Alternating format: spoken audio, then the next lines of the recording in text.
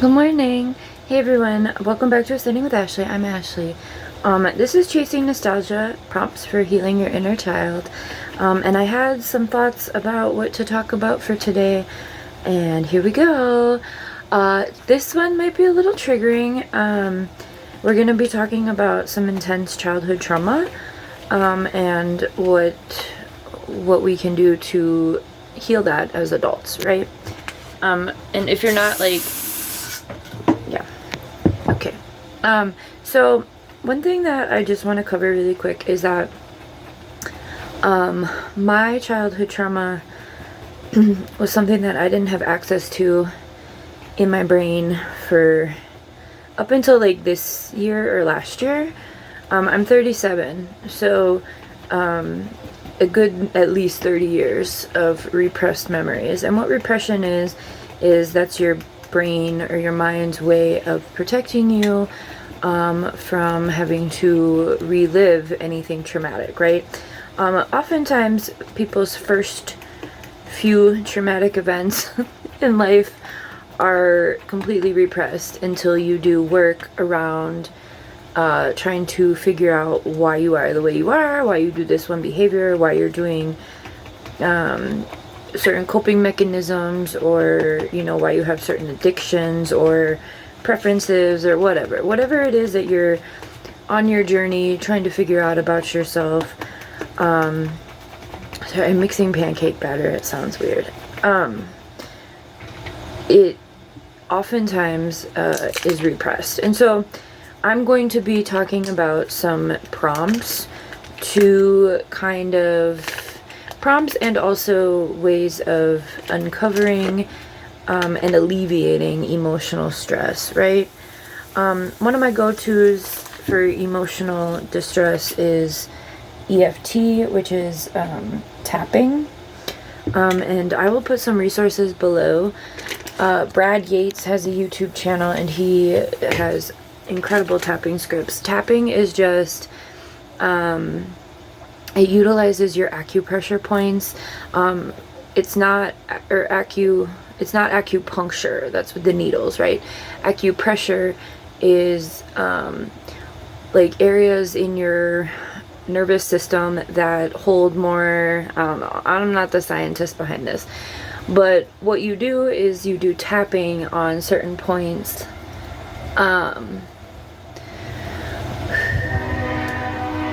To alleviate and like recode your thinking in your brain, and it works. So this is like the sequence of tapping, and you can do it with Brad Yates. I'll put Brad Yates below. He has scripts, I've mentioned this before, for everything, every fucking thing you can imagine. He is a white guy, but he's a cool white guy. He has scripts for all sorts of healing. And he will do it with you, and you could just watch a video. Most of them are usually around 10 minutes too. It's not like a commitment kind of thing. So I highly recommend him for EFT. I think one of the hardest things to do when you're doing inner child healing or healing childhood trauma is to look outside of yourself.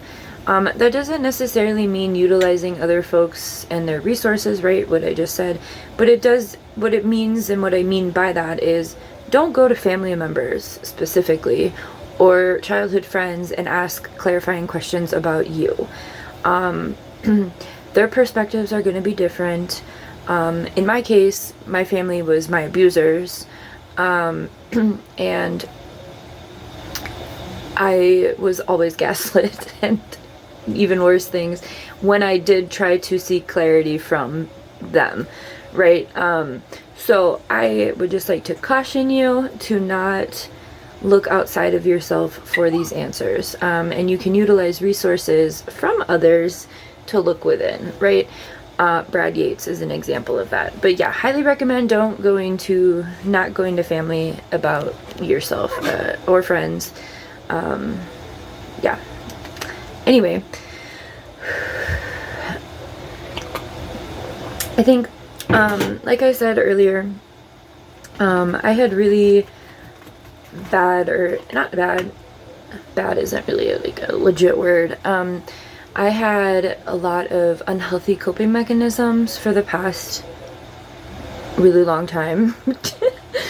And I was like, oh, why can't I let this shit go? Specifically smoking. And I'm at 5 months, no smoking anything. I know, it's crazy. I never saw that coming.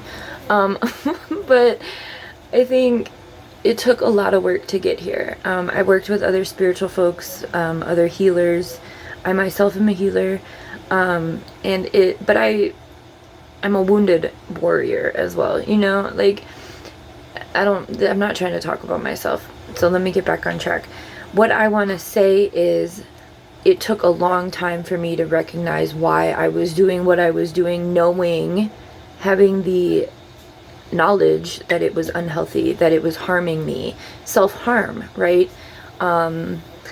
That is very real, and a lot of the root cause of self-harm, whatever it looks like for you in your life, is childhood trauma. And with our memories being repressed for our own safety, it takes a lot of work to unlock those memories in order to understand fully why we are the way we are now, right? Like, what was it that fucked me up? Why am I acting like such a fuck up, right? Like, that's essentially the process. If you want to, you know, work with me, I'm down to work with you. Unlocking this stuff can be really difficult. I'm not saying it's easy, and I'm not saying you can tap with, you know, Brad one time and you're gonna all of a sudden have all of these memories flooding back to you. That's not how it works. This is a huge process. So I'm gonna give you a few journal prompts. I think one of the things that really helped me was taking inventory. But I did that for years. I need you to understand, this isn't I'm gonna watch this one video, do a couple things, and then I'm gonna be good. It takes time, it takes intention. I've been intentionally trying to quit smoking for at least 5 years, and I'm only 5 months in, right? So it's not, healing is not linear. It's not something that you can just make happen. It's a lot of work. It's a lot of personal, deep work, and a lot of folks don't do it. A lot of people can't commit to healing because it's too painful, right? And they're like, you know what, I'll just do this, you know, it is what it is, whatever. And that's fine. To each their own, really. There's no judgment here. This is for folks who are curious. That's another thing. When you are doing this kind of work, when you are looking within, being curious is the key, not judgmental. And as an adult, you are able to kind of have compassion for your little self, you know? So in my instance, I realized I was smoking because I felt like I was being silenced. And then I was like, why do I feel like I'm being silenced? Who do I feel like is trying to silence me, right? And then after I answered these questions, it helped me pinpoint. And then from there, it was like, okay, what things did I do that, like, what behaviors did I have as a child that makes sense to me as an adult as a red flag, right?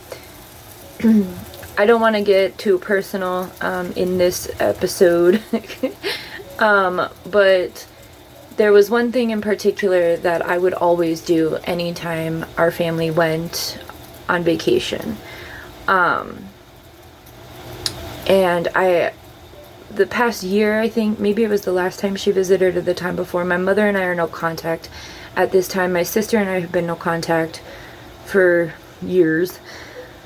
We've talked here and there, but now we're we're good. I just like totally snotted on myself. And because after my father died, there was a lot of triangulation where my mother would constantly say she was the peacemaker, but like keep me and my sister at odds, right? And be like this middleman. She still does it. I'm the only one that's like grown out of these cycles. My family has remained where they were when I was like, this is fucked up, I don't want to be a part of this, right? And so that's another thing, is like, this can be really isolating, but you're not alone. There's lots of us who are doing this work. If you identify with like being a black sheep, hell yeah, congratulations, we're the cool ones. But anyway, all that to say is, I asked my mom if she remembered if I was doing this behavior. She had no recollection of me doing it. And so as a mother now, it's easy for me to see I've become the adult that I wish I would have had around, right? And I'm not perfect. Sometimes I'm, you know, a dick as a parent. But like, I acknowledge patterns and things that I see with my child, and I question what could that be because of, right? Which is something my family didn't do. Instead, it was more of an obedience, control thing, right? A lot of us grew up with parents who were all about obedience and control. I mean, look at the society in which we live. I mean, that's completely the model. Obedience and control. So a lot of people, this is very foreign. So anyway, so from there it was like, what were these behaviors? Why did I do that? And that question led me to remembering the moment that I got fucked up. Remembering the moment that someone harmed me as a child. And then that was the big one. And I was like, oh, so that's why this happened. That's why this happened. That's why this happened. That's why this happened. And then I'm thinking about who that person was, what that relationship was, why that relationship was so severed, their relationships with other people, my relationships with other people, and really come into a complete understanding. But that's very personal information. And that's the thing, is like, don't feel the need to talk about this with anyone. If you need support, I'm totally here for you. But you can talk as, you know, cryptic as you want if we do work together. But also there's no judgment here ever. I think my work with mental health and adults has really led me to understanding that all of us got fucked up as kids. Here you go. Take it. Thank you. Bye. All of us got fucked up as kids to certain degrees. So that all has altered how we behave, right? It's very, you know, the cyclical nature of it is pretty simple. But it's painful to acknowledge. And when I was in Skid Row working and doing mental health with folks, you know, I myself have had drug issues, not like hard drugs, but I've had issues with substances. And so working with folks with substance abuse issues or patterns. What do you want? We don't have any cookies. Oh, you want this? It's empty. I'll be done making this video in a second. I got a new pancake maker and it's making these pancakes really fast. Oh, I stepped out of the fucking thing, so hopefully it doesn't get weird. Oh, it is gonna get weird. My mouth isn't gonna match up with everything. Is my mouth matching up? I'm sorry. I'll be done because I know that drives me crazy, but you can just like stop watching. Working with folks with mental health or substance abuse issues, and I worked with adults. I haven't worked with adolescents or children with those issues. That would be really hard for me. That would be heartbreaking. But anyway, I'm not judging. It just, I've worked with adults with mental health and substance abuse, and a lot of that stuff. I know when I was diagnosed with, when I was diagnosed with bipolar, and in the institution, they diagnosed me with cannabis reliance or something.